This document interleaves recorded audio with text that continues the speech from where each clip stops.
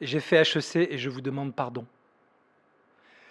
Je vous demande pardon parce que je fais partie de ces diplômés bourrés de paradoxes et de complexes.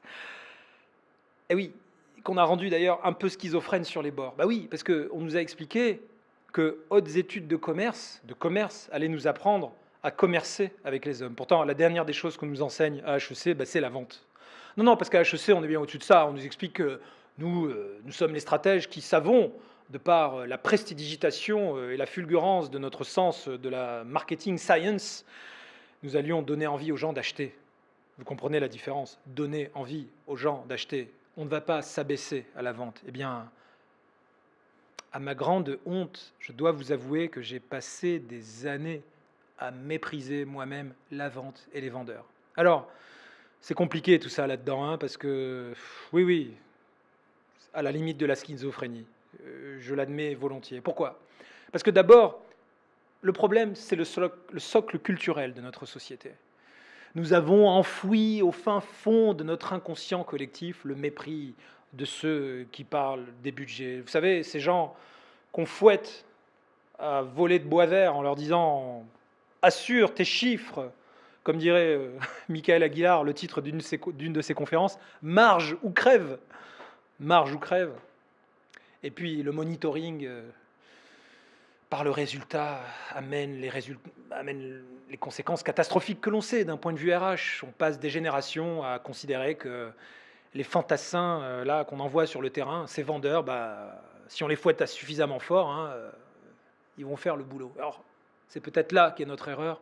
C'est peut-être là que des écoles comme la mienne ont littéralement failli, ont littéralement échoué à nous apprendre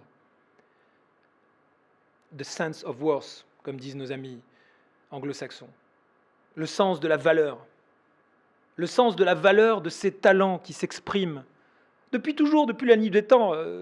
Regardez vos amis entrepreneurs, si vous êtes vous-même entrepreneur, le premier des talents que vous réveillez en vous lorsque vous lancez une entreprise, c'est celui, comme ça, spontanément, instinctivement, de vendre. Et quand vous êtes aligné à l'intérieur entre vos valeurs, votre vision, votre passion, l'enthousiasme, la flamme dévorante de l'entrepreneuriat vous rend génial. Vous n'avez pas l'impression d'être un vendeur, et pourtant si, vous en êtes un. Et d'ailleurs, dans l'entreprise, tout le monde vend. Je me suis progressivement aperçu que j'étais moi-même un vendeur dans l'âme. Pourtant, j'ai fait cette grande école qui m'a expliqué que le job de vendeur, qui m'a expliqué implicitement, hein, et tout doucement, hein, en filigrane, mais elle me l'a quand même vraiment inculqué, que le vendeur n'était pas en odeur de sainteté dans notre culture. Non, non, non, non. Le vendeur, c'est le job qu'on fait quand on n'a pas trouvé d'autres jobs. C'est le job qu'on fait quand on n'est pas allé au sommet des organisations. On est en bout de chaîne alimentaire quand on était un vendeur. Et quand on y pense, il y a là une aberration, parce que ce sont les vendeurs qui font tourner les entreprises. Et dans les équipes de vendeurs qui réussissent, vous avez parmi eux les plus talentueux. Et vous savez, ça me fait penser à cet extrait de la mythologie grecque qui m'a éveillé un jour lorsque je suis tombé sur l'histoire des dieux de l'Olympe, comme chacun d'entre nous, parfois au gré de nos lectures, comme ça on se fait un petit refresh de ce qu'on a lu, etc. Et je suis tombé sur l'histoire du dieu Mercure, le dieu Mercure, qui est le dieu des vendeurs pour les Romains. Il s'appelle Hermès du côté des Grecs. On se rappelle d'Hermès, notamment, comme ça, confusément, parce que quand on est étudiant, on entend parler du messager, vous savez, ce dieu qui a sur ses sandales des petites ailes, comme ça, le dieu messager. En fait, à la base, c'est le dieu des vendeurs, parce qu'il a toujours protégé ses nomades, les camelots, et pas que d'ailleurs, tous les métiers nomades. Et il n'était pas très aimé au sein de l'Olympe, parce que c'était un dieu moqueur, un petit peu espiègle, qui désobéissait, qui était le symbole même de la désobéissance, mais la désobéissance talentueuse. Quand il est venu au monde, quand Zeus l'a mis au monde, il a volé les moutons du dieu Apollon pour se moquer de lui. Alors c'est ce qui fait qu'après on l'a appelé dieu des voleurs, dieu des vendeurs, dieu des voleurs. En fait, il n'avait pas vraiment volé les moutons d'Apollon, il a juste voulu se moquer de lui, parce qu'Apollon, qui bombait toujours le torse, l'agaçait un petit peu.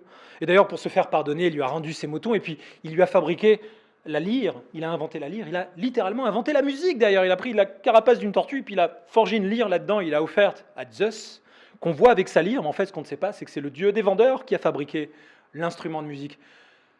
Dans la philosophie de cette mythologie, il y a un très joli message qui est que derrière ce dieu incompris, il y a du talent créatif à l'état pur. Et c'est un petit peu l'image que j'ai du vendeur. J'ai beaucoup d'affection aujourd'hui pour lui. Je pense que vous êtes pas mal à me comprendre. Vous êtes pas mal à avoir réfléchi au vendeur, parce que vous êtes pas mal aussi à être consultant, à être indépendant, à être entrepreneur, à être dans le management, à être DRH, à avoir dû vous intéresser à ce que c'est qu'une force de vente. Vous êtes marketeur, vous avez parfois connu des malentendus de communication, c'est le moins qu'on puisse dire, c'est bien connu dans les entreprises, le marketing, la vente, c'est pas forcément facile d'harmoniser ses actions. On doit créer des ponts, on doit refabriquer la confiance, etc. Et tout ça, la faute à quoi? Eh bien, la faute à un autre vendeur. Ce vendeur qui n'est qu'une vue de l'esprit, qui est une abstraction qu'on a créée pendant des générations, ce vendeur que l'on a fabriqué sur la base de méthodes, de tactiques, de techniques, qu'on a forgé comme ça avec le temps dans une espèce d'obsession du contrôle de l'argumentaire. Et on a tué sa créativité. On a tué la créativité de ce vendeur parce qu'on l'a transformé en une sorte de concept idéalisé, parce qu'on sortait de cette vision d'une société de consommation, de masse, où tout peut être processé, industrialisé, répliqué, isonormé. Et puis on est juste passé à côté de l'homme. Alors on en a sacrifié beaucoup, et en ce moment même, on continue, mais toutes les études le confirment. Vous pouvez googliser la mort du vendeur en B2B, voire la mort du vendeur tout court, hein. Allez-y sur Google, vous verrez. Pour ceux qui ne l'ont pas encore fait, qui n'avaient pas encore lu d'articles en la matière, vous verrez des centaines, des milliers d'articles, des milliers d'études qui vous démontrent que ce vendeur, il est mort. Eh bien, il est mort. Qu'on en finisse.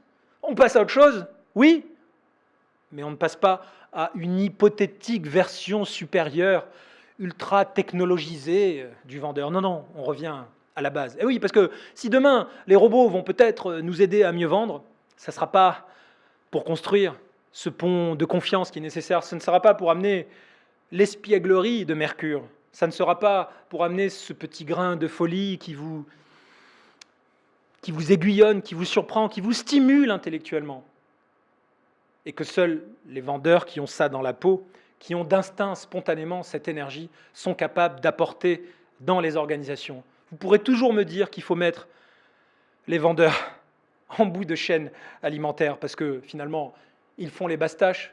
Vous ne m'ôterez pas de l'esprit que ce sont eux qui font vivre l'entreprise et que les plus talentueux d'entre eux font remonter les véritables insights qui structurent tout ce que le marketing, tout ce que les stratèges ont à cœur d'exploiter, de reprocesser pour véritablement progresser et se réinventer.